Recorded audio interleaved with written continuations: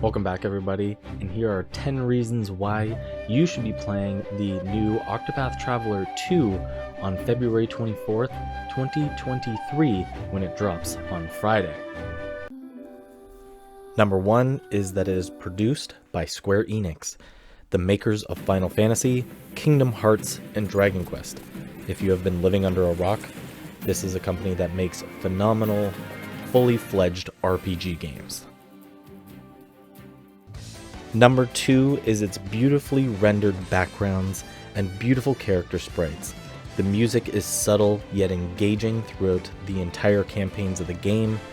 They are such a good way to grip you into all the stories and the art style that this game portrays. A bit of a strange one is that the first game is more expensive than this second game coming out brand new. You do not need to play the first one to get involved with this one. They are two individual stories. Number 4 is the fully voice-acted characters and the storytelling that goes along with it. It is a new and strong way to engage players into each of the characters' involvement within their world and keeps you hooked and engaged, especially on the characters themselves and the things that they go through and have to overcome. To rediscover who I am. Number 5 is something that was missing in the last game, and it is the intertwining stories, where the 8 characters did not exactly overlap one another at all, but now, as they come into interaction with each other, they will have dialogue prepared and stuff to say. It is something that the fan base from the last game got involved with more, and it seems like the Square Enix really jumped on the opportunity of this one. Number 5 is the customizable classes between the characters. Not only are you going to have your primary class for each character, but you are going to be able to customize and amplify the abilities that your characters have and can bring along the way of the travel. You are going to find out new combinations and new abilities that your characters can grow to learn with JP points, which is job points, as they get through battles and boss fights. As well, there are going to be hidden classes and bonus classes that you can collect throughout the game.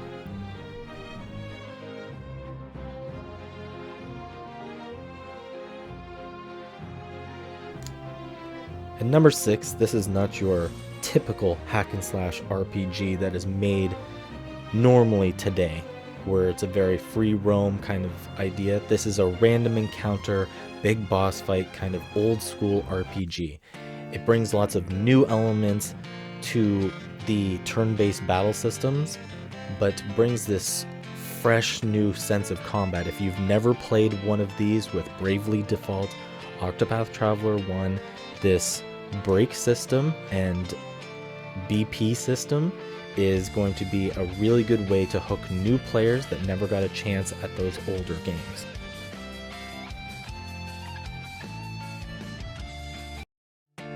Number 7 is that the first one was primarily a Switch exclusive game only and got a Steam release, but now with Octopath Traveler 2, they are releasing it for most major consoles with Xbox, PlayStation, Nintendo Switch, and I believe it's also coming on Steam as well. It is going to be widely available for anybody to pick up and enjoy this game. Now, boss encounters. They feel like they are real threats.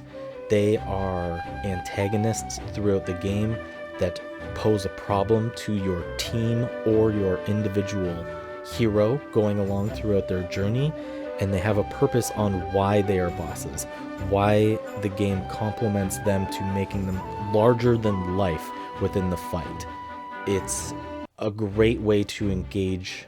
Instead of a giant lumbering creature, you can see that they put so much more detail and effort into these large fights. The base upgrades that they are making to the actual game, it's not about frame rate or graphics, it's actually that they are implementing more complexity to each township and each region that you can go check out.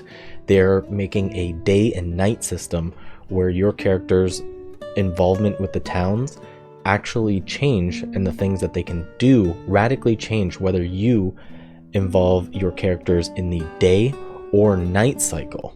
As well, you are going to have moments that your characters can interact with one another, and I'm wondering if it's going to bring up some new scenarios. I'm really interested to see if you're going to be able to throw somebody into somebody else's problem, and they have dialogue prepared for maybe an encounter with like a minion or a boss or something like that, where they have dialogue that they'll go back and forth with, even if they are not a part of their major storyline. And I think the last one here is the diversity on the game. You can start anywhere in the world, just like you could with the last one, and it is not a hard path to go and collect all of the other travelers. There is a good sense of the system where if you meet another traveler, they do allow you to skip the backlog and you can just kind of see like a clip. I'd really recommend going through each character's backstory to really get the most of the story out of the game. They'll bump your character's level up and stuff like that.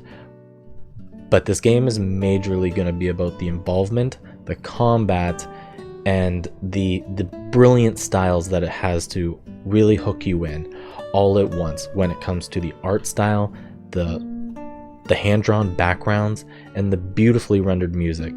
The theme songs for the battles that you guys heard earlier, those are heavily engaging, especially when you're right there in combat, hacking and slashing creatures. Let me know what you thought about Octopath Traveler 2 if you played the demo, but I am going to be picking it up on Friday, and I will be trying to live stream it here on YouTube, so follow along, but thanks for watching.